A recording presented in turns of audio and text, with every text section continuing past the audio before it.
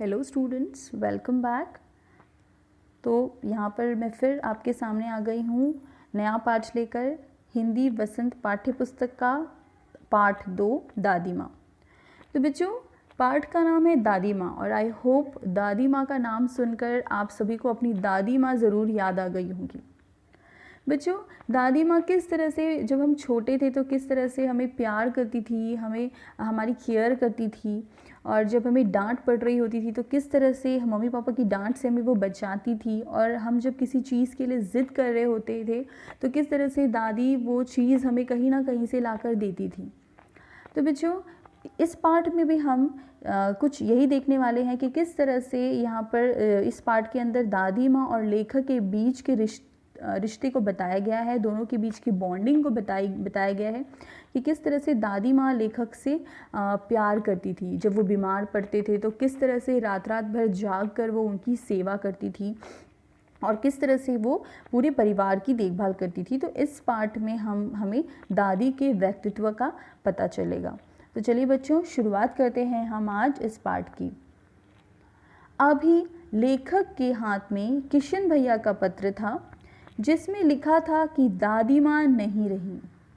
लेखक को इस समाचार पर विश्वास नहीं हो रहा था।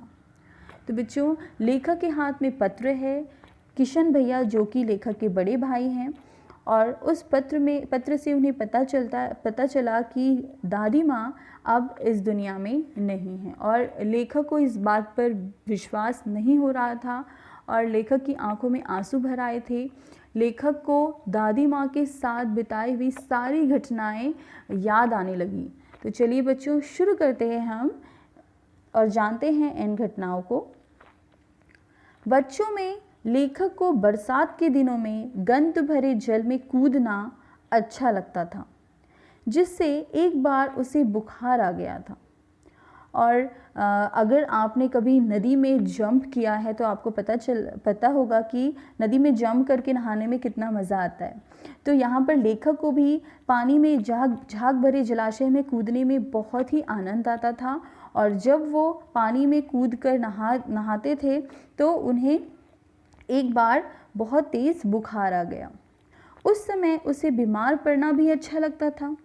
अब ये क्या बात है कि बुखार आना और बीमार पड़ना किसे अच्छा लगता होगा, लेकिन यहाँ पर इन्हें बीमार पड़ना इसलिए अच्छा लगता था क्योंकि दादी माँ उनकी सेवा में हमेशा हाजिर रहती थी। बीमारी में उसे दिन भर नींबू और साबु मिलता था, परंतु इस बार उसे जो बुखार चढ़ा था वह उतरने का नाम ही नहीं ले रहा था। वे उसकी दादी उसके माथे पर कोई अदृश्य शक्तिधारी चबूतरे की मिट्टी लगाती थी। वह उसकी पूरी तरह से देखभाल करती थी।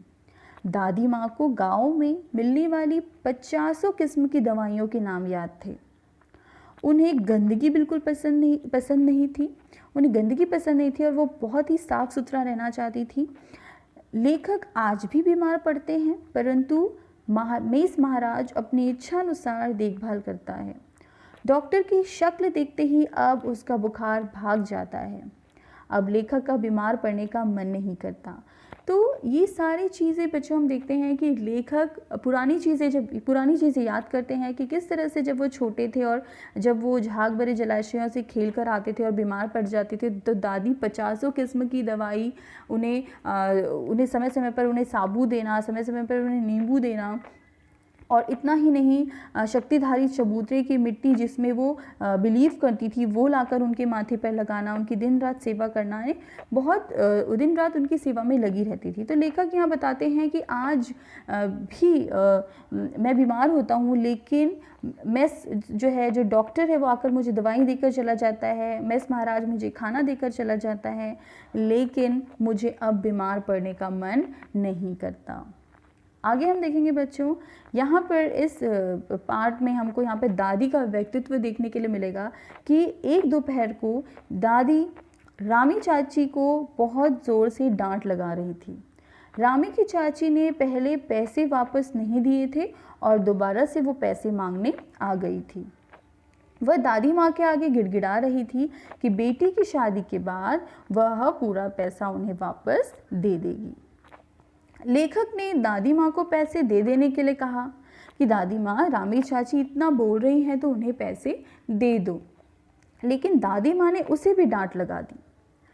और कई दिनों के बाद उस समय लेखक को ऐसा लगा कि शायद दादी का स्वभाव बहुत ही रूड है, वो रूड हो रहा है।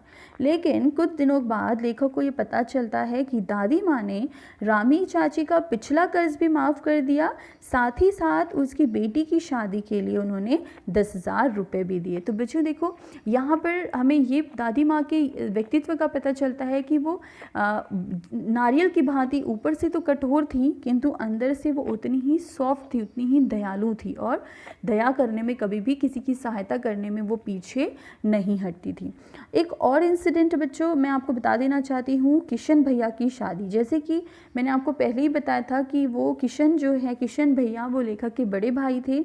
तो उनकी शादी के समय का भी एक इंसिडेंट है कि वहाँ पर उस समय जो लेखक और जो संगीत का एक प्रोग्राम चल रहा होता है, तो उस समय जब लेखक को वहाँ से बाहर जाने के लिए कहा जाता है तो दादी माँ उनका संरक्षण करती हैं और उन्हें वहाँ पर रहने की अनुमति प्रदान करती हैं। आगे हम देखेंगे बच्चों कि कुछ समय बाद जब दादाजी नहीं रहे, दादाजी के ना रहने पर जो मज़बूत दादी थी, जो बहुत ही आत्मनिर्भर जो दादी थी, वो अब तो थोड़ी सी टूट चुकी थी और वो दादाजी को बहुत याद करने लगी थी। और उस समय जो पिताजी थे, जो लेखक के जो पिताजी थे, उन्होंने लोगों से कर्ज़ लिया। कर्ज़ क्यों लिया उन्होंने? दादाजी के श्राद्ध के लिए उन्होंने लोगों से कुछ कर्ज़ लिया था और इस वजह से दादी माँ ने उन्हें मना भी किया कि वो कर्ज़ ना लें, लेकिन उन्होंने दादी माँ की बात नहीं मानी और बहुत सारा कर्ज़ ले लिया दादाजी के श्राद्ध के लिए। और अब उनकी कंडीशन ऐसी हो गई थी कि उनके घर में उन पे बहुत ज़्यादा कर्ज चढ़ गया। अब लोग उनसे कर्जा मांगने लगे। एक दिन दादी माघ की सर्दी में गीली धोती पहने कमरे में संदूक पर दीपक जलाए बैठी थी। लेखक उनके पास जाकर बैठ गए। उसने दादी माँ से उनके रोने का कारण पूछा। यानी दादी माँ जो हैं वो अब रो रही थी और वो अपना दुख किसी को दिखाना नहीं चाहती थी, लेकिन ये दादी माँ को रोते हुए लेखक ने देख लिया और जाकर उनके रोने का कारण पूछा। दादी माँ ने उसे टाल दिया। दादी माँ ने उनसे कहा, ऐसी कोई बात नहीं है और मैं कहाँ रो रही हूँ। अगली सुबह लेखक ने देखा कि उसके पिताजी और किशन भैया दुखी मन से कुछ सोच रहे हैं। अब उन्हें कर्जा वापस करना है और उनके पास पर्याप्त पैसे नहीं हैं। तो अब इस सिचुएशन में क्या किया जाए? तो इस सिचुएशन में भी हम देखेंगे बच्चों कि दादी माँ ने पिताजी को दिलासा दिया उनके